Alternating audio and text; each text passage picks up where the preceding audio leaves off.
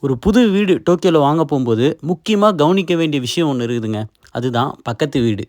நான் ஏன்பா டோக்கியோல வாங்க போறேன், கிண்டல் அடிக்காதீங்க. நெறைய பேரு இங்க வீடு வாங்குறாங்க நம்ம ஆட்கள். நான் ஒரு புது வீடு பார்க்க வந்திருக்கேன். இப்ப இந்த வீட்டுக்கு பக்கத்து வீட்ட நீங்க பாருங்க. ஜப்பான் ஒரு ஓல்ட் ஏஜ்டு பாப்புலேஷன்.